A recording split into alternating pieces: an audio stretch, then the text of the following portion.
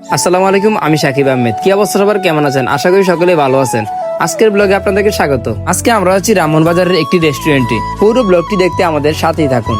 প্রথমে আমরা আমাদের বাস্তুলি বাজার থেকে একটি অটো নিয়ে ব্রাহ্মণের উদ্দেশ্যে রওনা হলাম। কিছুক্ষণের মধ্যেই চলে আসলাম ব্রাহ্মণবাজারে। এই হলো ব্রাহ্মণবাজারের রাতের দৃশ্য। ব্রাহ্মণবাজারের রাতের দৃশ্য খুব সুন্দর ও মনোমুগ্ধকর। আপনারা তো অবশ্যই দেখতে পাচ্ছেন ব্রাহ্মণবাজারের রাতেও শত শত মানুষের কোলাহল। আপনাদেরকে তো ব্রাহ্মণবাজারের কিছু অংশ তুলে ধরার চেষ্টা করলাম।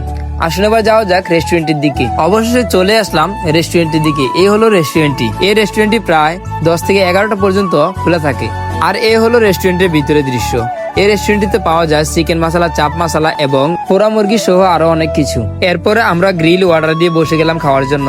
তারপর আমাদেরকে একজন বড় ভাই গরম গরম গ্রিল এনে দিল। গ্রিল গুলো দেখতেই যেন একটি লোভনীয় ব্যাপার আছে। তারপর আমরা বিসমিল্লাহ করে খাওয়া শুরু করে দিলাম। বাহ, এখানকার খাবারগুলো খুব সুস্বাদু ও মজাদার। তারপর তো দেখতেই পাচ্ছেন শাহিদুল কিভাবে গদ গদ গদ গদ করে খাচ্ছে। এই হলো আমাদের বর্তমান অবস্থা। এরপরে আমরা দুইজনে একসাথে গ্রিল গুলো খেলাম এবং গ্রিলের স্বাদ উপভোগ করলাম। এভাবে বন্ধুদেরকে নিয়ে কবে গ্রিল খেয়েছেন অবশ্যই কমেন্ট করে জানাবেন। এতটুকুই ছিল আমাদের আজকের এই ব্লগ। আমাদের এই ব্লগটি কেমন লেগেছে অবশ্যই কমেন্ট করে জানাবেন এবং পুরো ভিডিওটি দেখার জন্য আপনাকে অনেক অনেক ধন্যবাদ।